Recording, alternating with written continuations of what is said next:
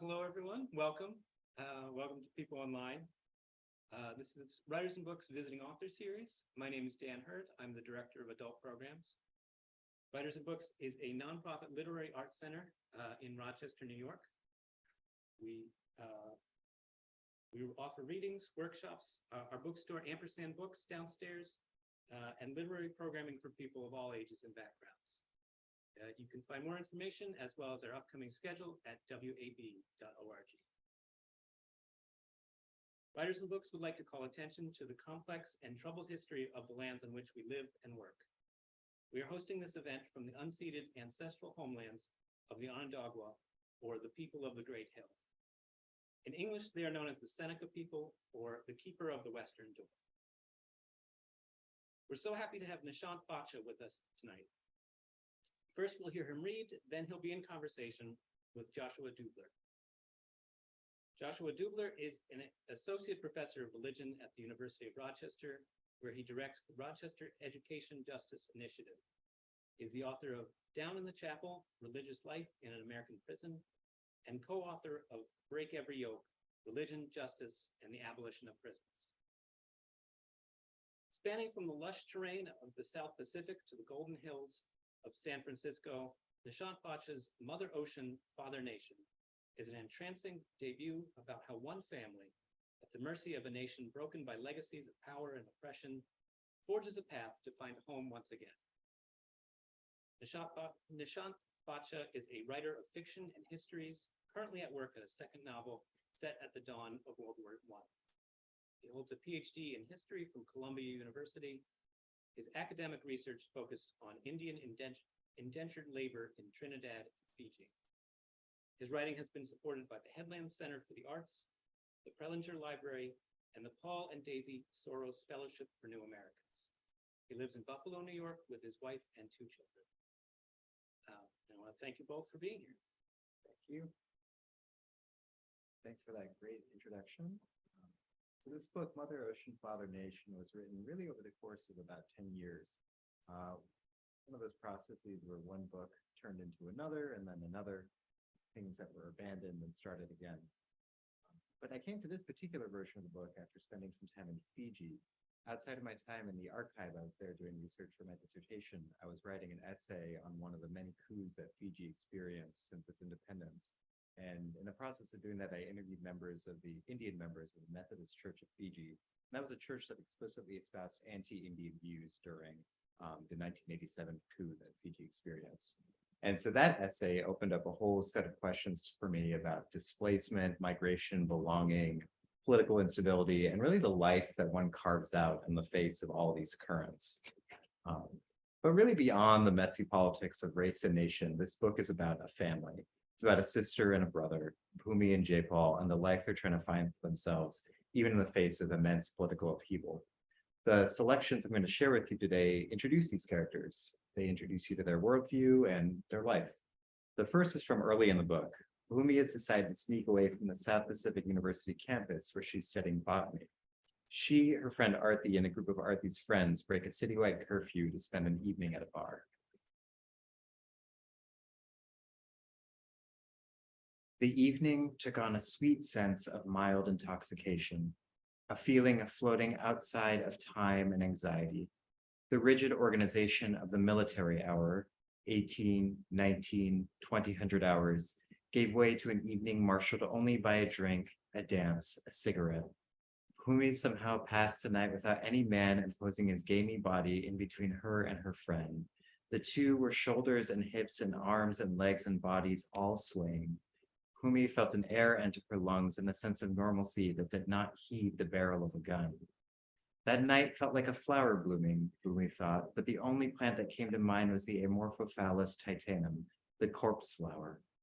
After a growth period of up to 7 years, the plant's spathe opened for a single night, using the smells of decomposition to attract its pollinators of choice, all the insects that emerge under the cover of darkness to feast upon rotting flesh. As she tried to brush off the image, Arthi leaned in.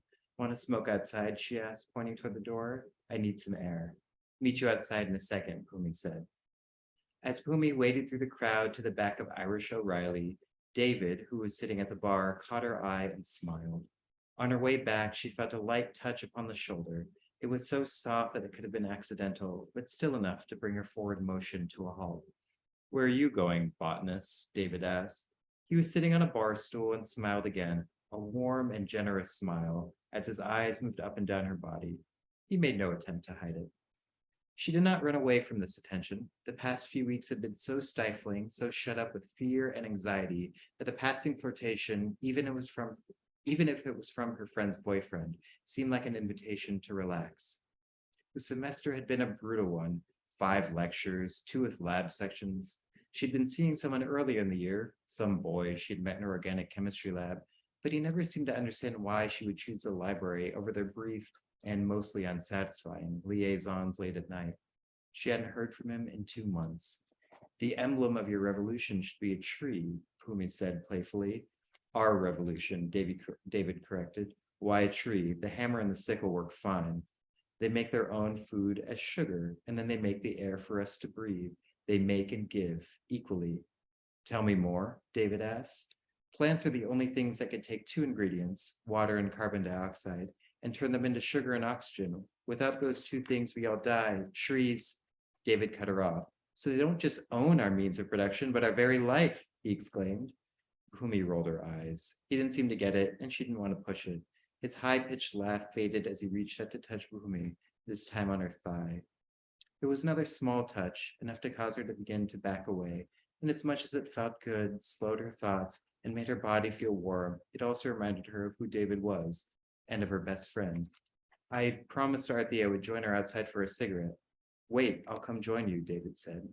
He pulled out a pack of Winston's and handed her a cigarette, which she put in her back pocket. Bhumi led the way up, feeling a new sense of annoyance at David's continued want for attention. Surely he wouldn't be so stupid as to continue his flirtation outside in Arthy's presence. But outside, Bhumi looked left and right under the bar's narrow awning. "She's not here." That was a little section from the beginning of the book introducing Bhumi. And the second passage I'm going to read tonight is also from early in the book, but this is from Jaypal's perspective, Jaypal being Bhumi's brother. So before the coup, Jaypal has been working as a bartender at a tourist hotel, really lost in his own desires. But the coup brings us all to a sudden and unfortunate end.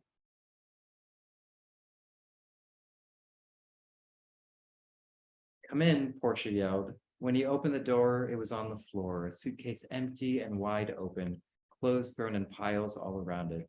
He swallowed hard. He took a step inside and opened the mini fridge. It had already been emptied. "Wait," she said, holding up a finger. She was sitting in front of the open window at her small glass top rattan table, hunched over a yellow pad of paper like a letter C slumped in a chair. "Imagine you're leaving. What does the island look like from an airplane?" "I've never been in an airplane," he said. She twisted around in her chair and stared at him with a deeply confused look on her face. She spun her pen through her fingers. "Really? You seem so worldly. You seem like you've traveled everywhere." "You know me. I'm just some dumb nothing," he muttered. "I hate it when you do that. Put yourself down. You know you don't need to do that. Now tell me, what does the island look like from an airplane?" He closed his eyes while still standing in the open doorway, the heat of the day borne upon his back. The women and men he'd been with at the hotel had all given him different pleasures. Most of them were built of physical desire. Portia was too. But she had also shown him the pleasure of giving voice to the things that danced in his head. If he could focus on the image, the words would come together, like a cobweb woven in a corner of an empty room. Without opening his eyes, he said to her, "The airport is near the coast, and we're such a small country. Even if the plane turned and cut straight across, it probably wouldn't take more than a minute. It's like skipping a rock. The rock kisses the water once, twice, and then sinks. The seconds between those kisses, that's how big the country is. That's how much you'd see of it." He opened his eyes, and Portia was furiously scribbling down what he had said. "That's bloody brilliant. You're a genius, Jay. You should have been a poet." He turned finally to close the door and felt that same warm pat on the back pride he felt every time she said that. His sister must have lived on feelings like this. It was probably what drove her to keep her on with her studies all the way to Villamaggi. He could hear her steps behind him. The door was shut, but he didn't turn around. Not yet. He felt her arms wrap around him. "I'm sorry," she said quietly. "When are you leaving?" he asked with resignation. Tonight, she said, they killed that poor man just a few kilometers down the road. The hotel is basically closing down. It just doesn't feel safe anymore. The emotions of the day were getting all mixed up, leaving a heavy, sludgy feeling like all the colors mixed together into the one he lived, brown. He felt a snap of resentment. It didn't have the energy to argue that the poor man had a name, Salim, and he wasn't a reason to leave the country, but a friend. The first time he had seen Portia, she had smiled at him from across the bar, her teeth as white as pearls. I never liked these resort bars, she said in her posh British accent, her cheeks and forehead reddened from a day in the sun. He leaned into the conversation with an ample wattage smile framed by the dimples in his cheeks, his top teeth set slightly askew from their light crowding. I don't either, he said to her, but they all tip so well. He winked, holding her gaze for 3 beats of a moment before he made eye contact with the next customer. He watched her walk out of the bar after that drink. She didn't even leave a tip. He shook his head and rolled his eyes and mostly forgot about her until she came back right at closing and stayed as he cleaned the bar. She stood right at the edge of the bar's thatch awning, and he felt her eyes following his every mundane movement, from wiping down the counter to locking up the liquor. He was an old hand at this now and knew better than to make small talk. The more he kept from the strangers he wanted, the more likely it was they would hang on for another minute. And she was no different. When he finished his work, he walked right up to her, and it was all one movement. The kiss was immediate and unspoken, its feeling like fingers drifting down his spine. The first night he stayed for a while, lying in her bed, smoking cigarettes, drinking gin. Some of them liked to talk. She was one of them. She was a writer from London, and she now taught at the ANU in Canberra, and she was on sabbatical. He had no idea what that was, and she explained that it was time off from teaching where she had to keep working and finish her novel. I see, he said. She was in neither this, neither that. Many of them are like that, separated from their spouse but not divorced, ready to quit their job but not going to do it yet. Confessed that this was the first time they had done something like this, but their mouths told a different story. Thank you.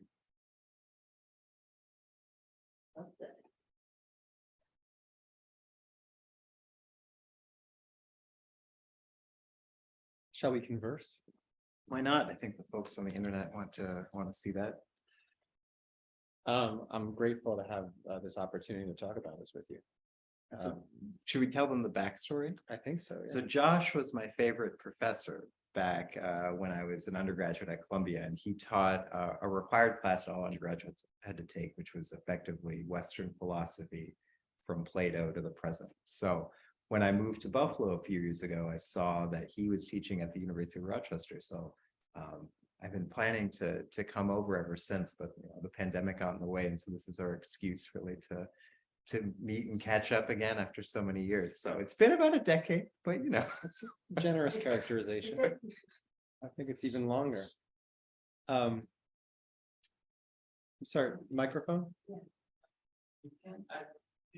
Should I just enunciate? Yeah. I can be loud. So I read this as an historical novel, and not only because I think that's the context in which I knew you, but it reads like an historical novel. It reads like a research novel. I didn't realize that the referent was Fiji.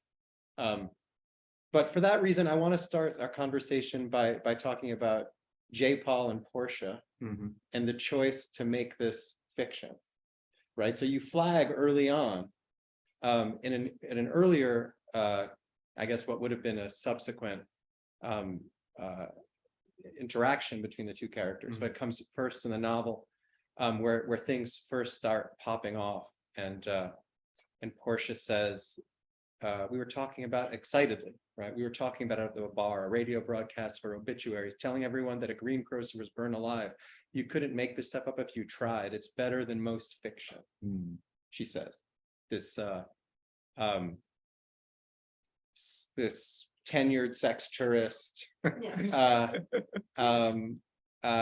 flags fiction, and this is better than fiction. So can you work through, like, what are you flagging there? What about the decision to write this as fiction and not as nonfiction? Well, even though the referent is in many ways Fiji, it is also not Fiji at all. I mean, the country itself came about from a sort of international archive. When I was writing that dissertation, I'd ended up learning a lot about Fiji, Trinidad, Uganda, a little bit about Kenya and Guyana, and what South Africa as well. What all these places shared in common, which was like a very sort of, if there is a nonfiction cognate to this book, it is all these countries had severe political instability in the post-colonial era, and all these countries fractured along racial lines. And so if there is a sort of research-based question that I could ask, it would be, why did that happen? But fundamentally, what was more interesting was the sort of lived experience of all the shared sort of fracture. And so I think fiction explores that much better than any sort of research book that I could or could not write about nation and who belongs in the nation, how these nations were sort of at the same time experiencing their freedom, but also excluding those who may have taken part in the freedom process or were there as a result of sort of empire and its collapse. But in that one passage where she flags it as being better than fiction, there is a sort of like, a lot of these places, especially in the Caribbean and the South Pacific, exists as a sort of fiction for most tourists. It's just the fiction of luxury, the fiction of travel. And so it becomes this sort of heightened, almost, sexual desire to see it all falling apart, but ultimately they could leave. And so J-Paul, especially J-Paul, because Bhumi eventually leaves as a refugee, is stuck sort of experiencing the reality of collapse, which sometimes is exciting and filled with danger and terror, and sometimes extremely boring. There are many points where he's just very bored. There's nothing to do. Everything is shut down. And so I think in that passage in particular, it was less about the bifurcation between fiction and reality, and more about the way in which a white tourist experiences these places. And it's sort of like the double fiction she's having. The first is the fiction of these as places of extreme rest and relaxation.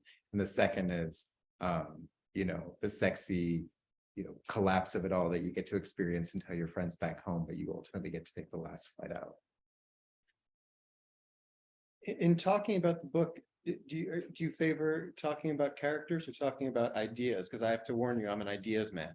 I feel like it's dependent on who I've been talking to. So when I've done events with fiction writers, it's often about characters and writing. But when I've done events in more academic settings, it's often about ideas. So either is fine. Either is fine. That's pluralistic and gracious. You used the word nation just now in talking, and I was wanting to ask you about that as an ideas man. Mother Ocean to me, peppered throughout the black waters that the ancestors crossed. But I didn't know what the referent for nation was. Just now when you spoke, the referent for nation was these post-colonial countries that are having these revolutions and coming into their nationhood, from which these diasporic South Asians are being excluded. Is that the nation of the title, or does the nation of the title refer to something else in the identities of this diasporic community? So the title itself, and this is a failing of a cover I actually find to be a very beautifully designed and made cover. It makes you think that the book is titled Mother Ocean, Father Nation. These are two sets of words and these are two sets of words. When I actually wrote the book, these were four words stacked on top of each other: mother and ocean and father and nation.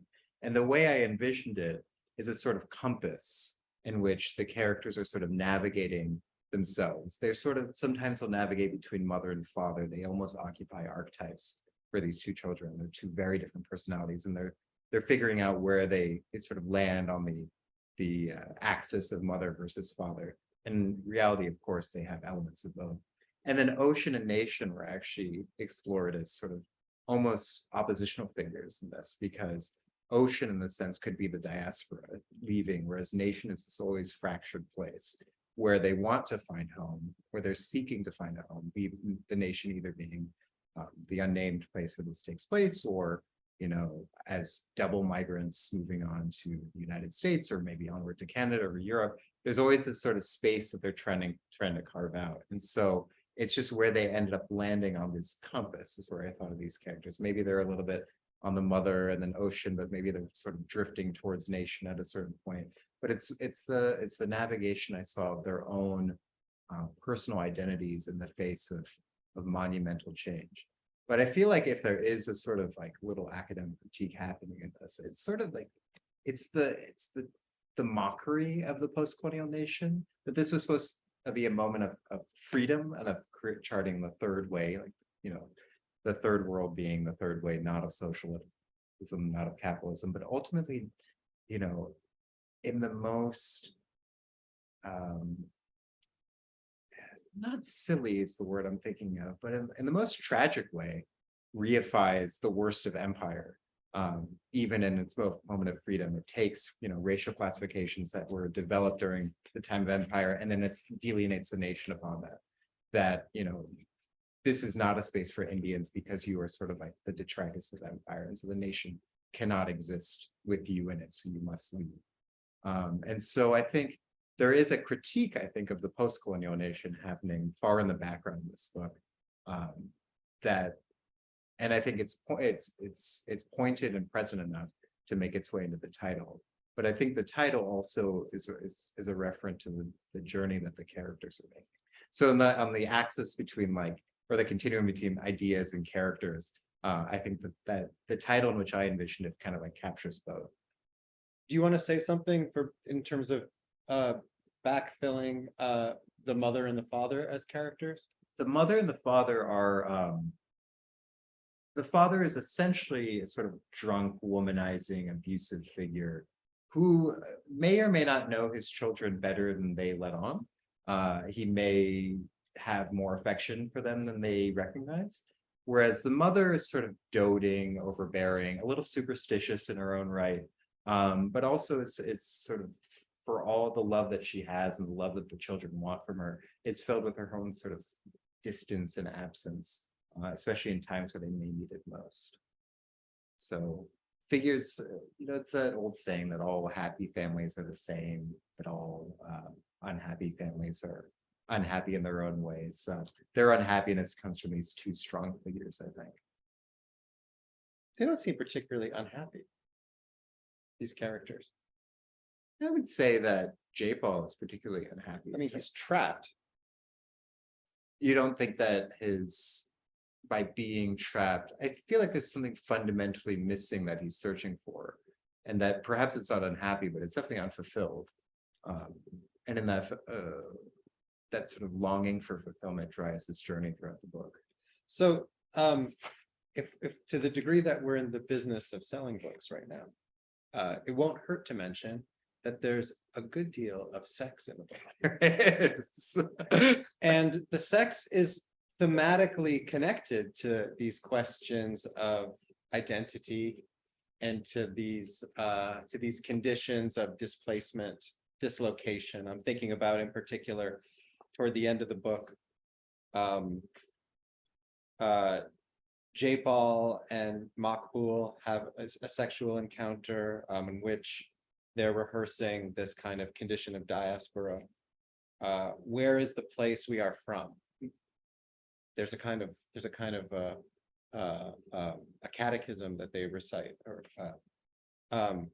pleasures are always taken from us. We are told it's wrong and dirty. In this case, in particular, the pleasure of same-sex sexual congress. But so there's something there, that the implication of that there's a kind of there's a socio-political history to pleasure and to the restrictions around pleasure. And then this, I read this scene as kind of getting echoed with when down in Northern California, his sister Bhumi and Vikram have they've had very let's say pro forma sex, and then she's able to something happens where she feels capable of articulating a more authentic desire, and she asks him to put his hands around her neck. Underneath her desire ran the roots of all the loss and pain of family and a nation. And you articulate her desire to be hurt tenderly. Do you enjoy writing about sex? Is it that in the development of these characters, sexuality became a place where you explored them? And or are there theories here, ideas about nation and about identity and about freedom and its opposite? I think that's a great question. It's one I actually haven't been asked yet in a lot of these discussions, and that there is a lot of sexual exploration and sex and the body written into this very purposefully.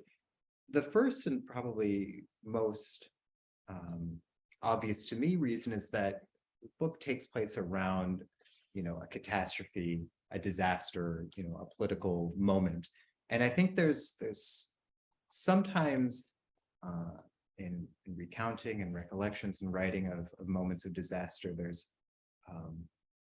a forgetting of writing about desire. And I think desire needs to be thought of as sort of happening simultaneously with the moment of disaster, and that personal desires, wants, feelings don't simply get lost in the moment of disaster. They actually become magnified, I think, because they become the only outlet of any sort of emotional response or any sort of feeling. And so I wanted to make sure that the body didn't just get left behind. It just didn't become a political novel. It just didn't become a novel of sad people having to leave their country and, find a home elsewhere. That their desires, their body, their being in the world, and being in the world for someone in their early 20s is going to have a lot of sex. So one of the ways in which young people are finding themselves and find themselves in the world is exploring their bodies and the way that body moves through space and finds other people. And so I wanted to make sure that that body was always centered, and that body was experiencing the same thing that every other body was experiencing at that point, which is the loss, the trauma of loss, the trauma of being told that one is not wanted, that one is not accepted here. And so I think desire always finds its way, worms its way around everything. So I think, of course, in the moment of disaster, their sexual fantasies take on like an element of that disaster, whether they realize it or not. They are performing what is happening around them, even in their most bare and intimate moments. And so it was a very purposeful decision to make sure that these characters were, for one, sexual, but also two, that they were experiencing that sexuality in a sort of honest way in the space they found themselves. So I'm really happy you asked that question. It's very effective, right? And it becomes, not breaking any new ground when I say that bodies and sexuality are politically and socially constituted. And so therefore, right, the being fetishized as a certain kind of non-white body by the sex tourist, being bisexual in a culture where those things are prohibited, they end up being a way to explore both the individual, but also the cultural and the political. But you mentioned, and so one of the scenes that Josh mentioned was a sort of underground sex club that forms during this time, and that there is a sort of passcode to enter. And the passcode reflects a lot of racial divisions, because in fact, even these spaces of freedom for exploring sexual desire that's been deemed inappropriate are still colored by race. Like they're not going to be in a sort of like free love is still delineated by who you are. It's not necessarily completely free. It's very much a segmented place. And so even in the spaces of freedom that they find, they're still sort of always play acting or acting out the hard-coded divisions of race in their society. I have two more theoretical questions, but we did some justice to the characters. Edward Said and Orientalism and the problem of representation. Mm-hmm. So page 181, right? Is that just like an irresistible urge, or is that a footnote, or what is that? So I mean, for people listening, right, this is Palestinian American literary critic Edward Said's notion of Orientalism as essentially the fictions that we tell in the West. In my gloss of it, represent the material relations of empire. You emphasize in your gloss of it the way that then the subjects at the margins of empire, racialized bodies, are marked as unknowable, which might in some way tack back to the question of fiction and nonfiction, right? What is it? What is that little Easter egg planted there to do? For one, the book is set in 1985, and so this character who is protesting Ronald Reagan and Listening to Borderline. Yeah, he's very hip. So it's like, what is he going to be reading to impress a date at a bar on a Friday night? He's going to have his like well-worn copy of Orientalism, maybe in hardcover. But it's like he's sort of performing in that moment, and I don't think he knows that. Bumi has no idea who Edward Said is, but he's sort of performing his own sense of self to her, which is something that, you go to any college campus and probably in your class I was guilty of. Isn't there the famous performance. passage of Barack Obama's memoir about like talking about theory in order to get laid? Or It's just, it's sort of like a rite of passage of a certain kind of dude. Yeah, a certain kind of dude, and he is that certain kind of dude, I think. And so on one hand, there's a sort of playfulness going on with that, but the relationship between Vikram and Bhumi and the sort of unknowability of the other comes back to sort of, to an outsider, they're both Indian, right? But there's in fact this very deep division between Vikram, who's a child of Indian immigrants from India, child of software, like a software engineer in the Bay Area, and Bhumi, who's come over as a sort of asylum-seeking individual who at the point has actually no official papers, represent almost cataclysmically different experiences of a diaspora. And so I think this navigation of Indianness, of the unknowability of Indianness, is what they're sort of experiencing in their relationship. And so it's sort of like, on one hand, it's a little wink and a nod to Vikram's, cool guy thoughts, but also is sort of reflecting that fissure. You Indians treat us like we're beneath you, she says. And then so this is an analytic I introduced and you've used it too. I don't know if the word appears in the novel, but it seems significant to me as an analytic, this analytic of diaspora. Does the word appear in the I don't novel? think that's ever mentioned once. Is that an important notion to you as a writer, as an historian, right? I mean, in thinking about the homes that these people will make, their connection to this other, the place across the sea, like, can you riff on diaspora and its significance? I think in the for novel? someone like Bhumi, it's and J-Paul and all the descendants from the island, it's an extremely complicated relationship, because on the island, in their home country, they're identified purely by their Indianness. This country that, their grandparents or great grandparents came to work the sugar fields as indentured servants. And so they're part of a sort of Indian diaspora. They are Indian on this island. But then the moment they go elsewhere, and so this in anthropology is called a double migration.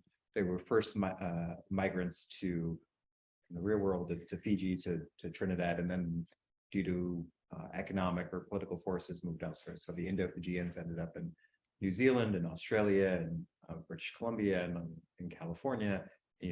Indo-Caribbean populations are in Queens and Toronto and London. So they're the double migrants. And if you read a lot of memoirs of these double migrants, it's coming to places like the United Kingdom. They are no longer recognized as Indian, that Indians see them as somehow otherized and somehow not Indian by perhaps their proximity to Blackness, perhaps their proximity to nativeness in the case of the South Pacific, or the fact that they're just embodying a very different notion of being Indian on the global stage. They're not sort of like this cookie cutter middle class migrant going to work at Intel in California. And so they do this, you see in these first person recollections, this sort of fracturing of Indianness. So diaspora, I think, can seem like a very unified or whole sense of identity, but I really just wanted to focus on how it sort of starts to break apart and just going to a third place is the moment where you realize, especially in Bhumi's case, that her Indianness is as much a reflection of the island she was from, rather than some sort of like Indianness. And I think in California, it ultimately becomes coded along a lot of the lines of capital, and that they become sort of undocumented workers to an Indian employer class. They're nannies, they're household workers, they're working in a cash economy. And so I think when these notions of identity do fracture, I think capital kind of finds its way in and colors all the relations between these people as capital always does. I joke that it's funny that you called this a historical novel. I never thought of this as a historical novel. Like I said, an historian's novel. I do joke that it's not a historical novel, but it's a novel for historians. So I don't know. I wouldn't call it a historical novel. If I did, I misspoke. I think an historian's novel, but that I might have been writing that onto it. But your introduction confirmed my suspicion. I feel like when I've done events with historians, they've sort of been like, oh, I understand what's going on in here. And so I joke that it's not a historical novel, but a novel for historians.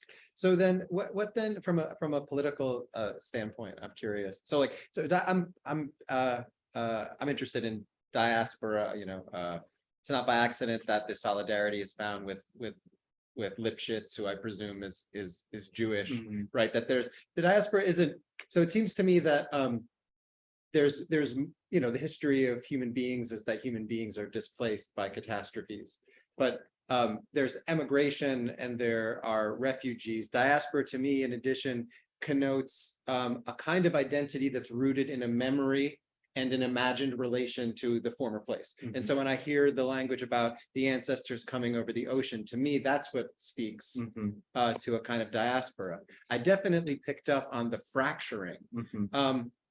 So then I wonder, can diaspora be, so you, in the California section, there is this fracturing and these kinds of striations that capitalism produce. There's also the modeling of solidarity. Can diaspora be a tool for solidarity? Is there a kind of, is there a hopeful kind of like horizon of which like the nation alluded to in the title is some kind of future formation born of a kind of diasporic solidarity, or are solidarities best pursued along other criteria? I think among the characters there is a solidarity that develops. For one, amongst people of the island, they find that their own notions of division sort of start fading away as they become more of a, not necessarily homogenous mass, but almost an undifferentiated mass. So it's like, I think she notes at one point that their last names don't matter as much anymore. They're just sort of all here together. But the reference to the Professor Lipschitz, I think, was sort of diaspora at its very best. That she recognizes her own the catastrophe that brought her own family to the West Coast,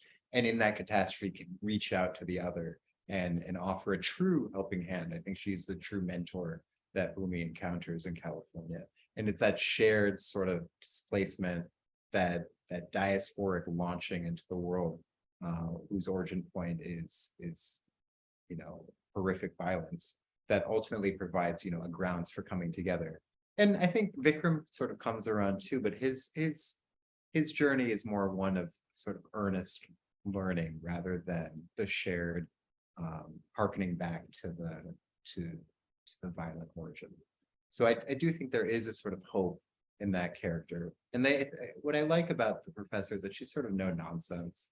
She's looking out for Bhumi's best interests. So she uses that shared history as like as a space for true mentorship. Would you like to conclude by perhaps reading one final passage? I'm not sure if I have a third passage. I've only marked out two, but there's actually a good one. They just happened to turn to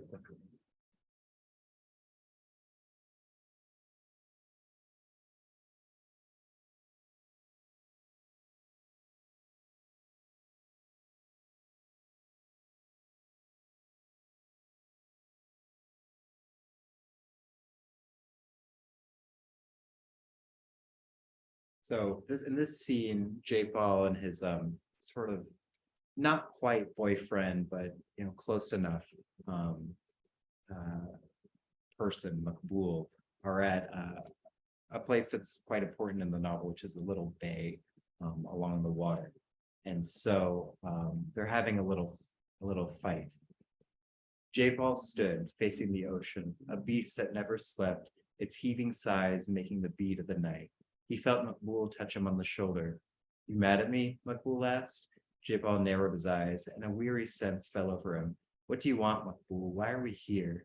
Let's smoke first," he said. J. Paul turned around and saw the chimney between his lips. Makbul's face lit. J. Paul turned around and saw the chimney between his lips. Makbul's face lit from underneath by the fire of a match, the ragged edges of his features thrown into shadow, his darkened eyes pools without light. He passed the joint to J. Paul. "Come sit with me," Makbul said. "Shit's fucked up, isn't it?" "They're jealous of us," J. Paul said, his head thrown back. The moon was a farmer's sickle, a tool holding the stars in its curve. "We do the work, they don't do anything." He dug his fingers into the sand. The coarseness tickled the backs of his fingers, and that tickle, made manifest by the chimney, ran itself up through his arms as a delightful sense of possibility. He closed his eyes and buried his fingers. Makbul coughed into a laugh. "Remember, J. Paul, don't smoke your own shit." J. Paul didn't know why, but the comment landed upon him in a way that let out a fury of a giggle. After it passed, he turned, curious. "What do you mean?" "Don't believe what you hear. They're not jealous of us. But we make so much more money than them. This isn't our country, J. Paul. Never was, never will be. We built this country too. You sound like some fucking uncle drinking whiskey under someone's house. Don't give me that shit," Makbul said, taking another hit. "What do you think then?" J. Paul said, feeling his high dry up in the exhaust of Makbul's cross attitude. Everyone knew he thought it was about time that a few Indians were elected to the government. "We don't belong here," Makbul said with a bitter air. "We're just some fucked orphan of the empire brought here and left behind. We made some money, but you know what really matters? Power, land, guns. Our fathers were as stupid as shit. They signed that constitution and signed over all the land of the natives, thinking we could just count our money in the corner. They got the land, they got the government. Who said we should rock the boat? Things were fine until that election. We fucked it up. We wanted more. It wasn't ours to take. And now they're done with us. You really think that's that simple? Either have power or you don't. And what do you do if you don't have any power? You get the fuck out of here. You find some place where you could get some for yourself." Thank you.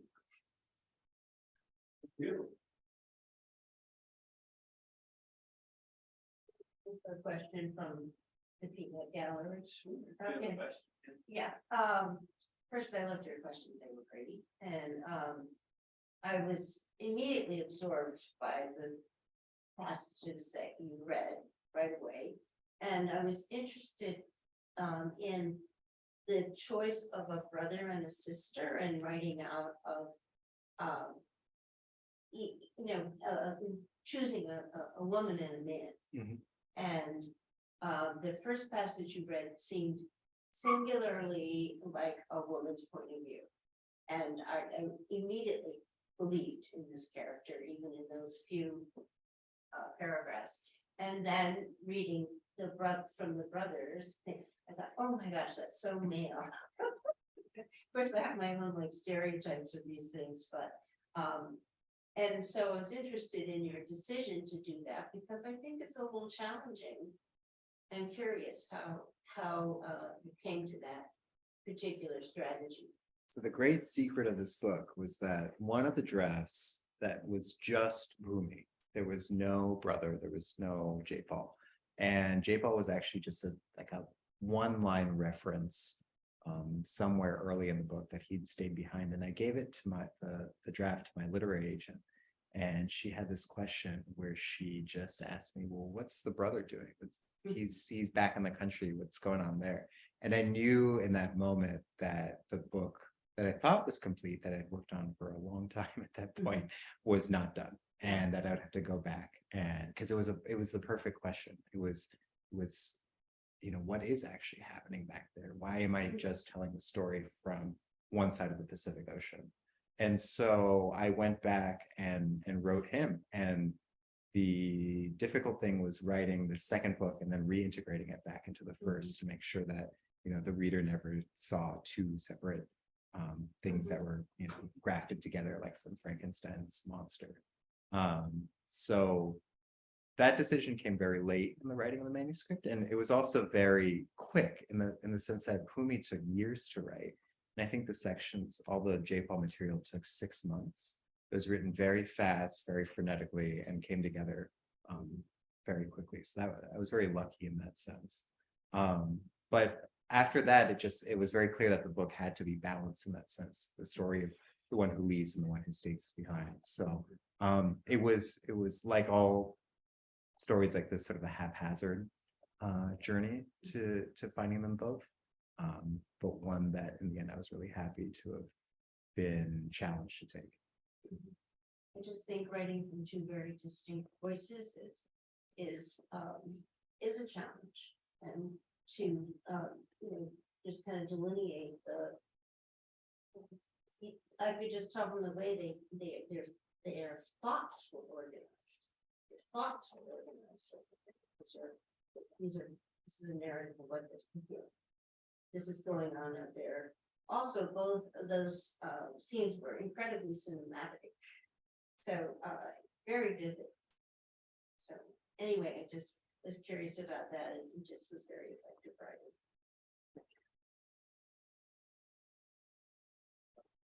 Do you want to tell us about your next book? Sure. My next book is called A Bomb Placed Close to the Heart, and it's coming out in what feels like a fictitious year, 2025, February 2025. I suppose we're in 2023, which also feels like a fictitious year. And that book is a little different. It's set in 1917 in Palo Alto, California, which is a town now known more for how wealthy it is. But back then, there was a cell of revolutionary Indians. So this actually was a true story in the sense that in Berkeley and in Stanford, there were just folks who came over who wanted to fight the British Empire. They were sort of, you know, young idealistic men who may or may not have known what they were doing. But all of them married, or many of them married white women, which was incredibly dangerous at that time because interracial marriages were illegal due to the Asian Exclusion Act. So women who married these men could have lost their citizenship and could have been deported. So the book follows a figure in Palo Alto. All these men were actually branded as traitors when the war broke out. They were branded as German spies. And so they were sort of chased out in a very famous trial and convicted of being traitors to the US. And so the book follows a character who meets a woman at the Stanford campus and their escape from California to New York and then onwards out of the United States at this sort of heady, sort of forgotten time in American history. So, Is that book written, do you think? it is, the draft is due to my editor in November, and so I've got a first draft done. So it's written in the sense that it is almost there. Well, I want to thank you for coming and reading, and thank you to Joshua for his questions. And yeah, I thank everyone online, and have a good night. Thanks.